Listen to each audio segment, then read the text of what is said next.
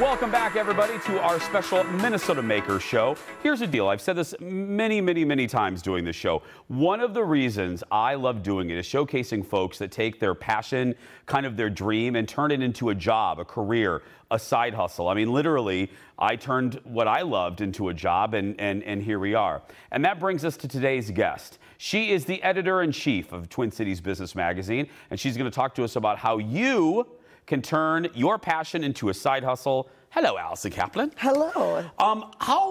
This seems like this is not a new phenomenon. People have had side jobs forever, but the side hustle's popularity seems to be a new thing. Right. Am I right? It used to be called moonlighting. Moonlighting. Many moons ago. Many moons ago, yes. So today, the estimate is 44 million Americans have a side hustle, meaning they have a day job and then they have a passion-fueled thing that they're doing on the side. Maybe to make extra money, but more likely today, it's just about doing the thing that feeds your soul, the thing you wish you were doing. And I think it's a shift in just the way we think about work. The dream used to be landing the big corporate gig with the benefits. And staying there for 50 years. Exactly. Today, the dream is being your own boss.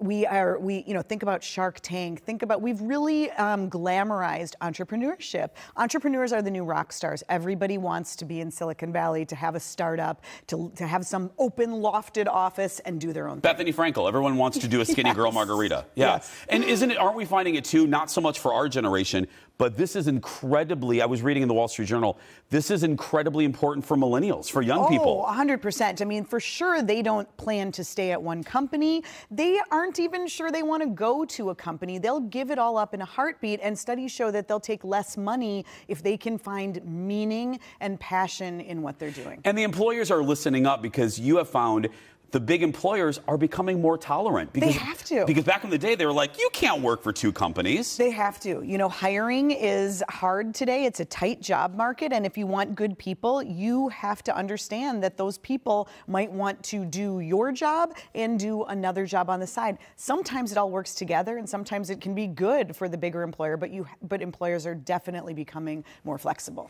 There are different ways to become an entrepreneur. And one of them, is probably the most familiar, I have several friends, Kickstarter. For folks who don't know what it is it, Allison? Crowdfunding. Yeah. I mean, literally, instead of going out for VC money, investment dollars, it's literally putting up a website and saying, here's the product, here's the problem we're trying to solve. Do you want to get on for the ride? Do you want to help us? And amazingly, and it really does amaze me, people do it. Because what's the benefit? I mean, people give prizes and stuff sometimes. Sometimes there's a T-shirt. Yeah. Sometimes there's a stuffed animal. Sometimes there's like a teeny tiny stake in a company. But more often than not, it's about pride. It's about people wanting to see individuals succeed and follow their dreams. They think it's a great idea and they want to support that. There are people who will comb Kickstarter every day looking for businesses that they want to, kind of like cottage investors that they want to invest in. So that's a big game changer. That made it possible for a lot of people who couldn't go and get a bank loan, who couldn't get investors, to get just enough money to get something made, to do the prototype, to open the store. Talking about game changers, social media. I mean, it used to just be to tell your opinion on last night's Survivor, and now people are making millions of dollars off social media. Right. I mean, we have the ability now to create a brand in a heartbeat. You open a new Instagram account, a new Twitter handle, you can build your own brand. You don't have to go to an outside entity. It doesn't have to cost you anything. And so many makers today are kind of getting their traction by their own organic growth on social. Which is crazy. Yeah. I mean, you can start a T-shirt company and put them on social But that's how people are shopping. That's how people are getting their information when they're not watching your show, of course. Yes, or reading my magazine. Or reading your magazine, I was going to say it. But I think that, it's just a total shift in the way we consume information and in the way we consume goods. Pop-ups, the third way. What, for people who don't know, because I'm sure that's not, I'm familiar with the term, what is it?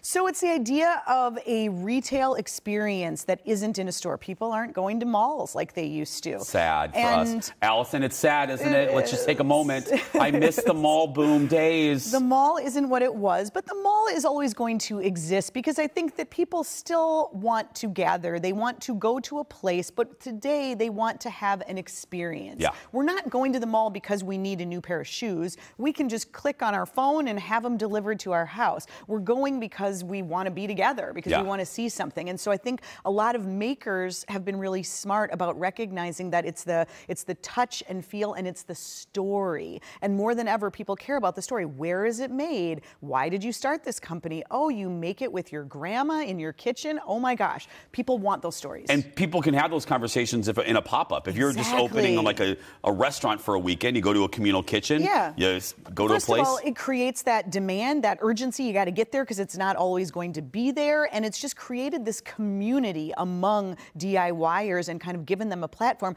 Now you see malls doing pop-ups. You see malls inviting, smaller retailers to giving them short-term leases. They've got to change. Yeah. The Gaps aren't going to own the mall anymore. They're closing. They've got to adjust and acclimate and invite smaller businesses to come in.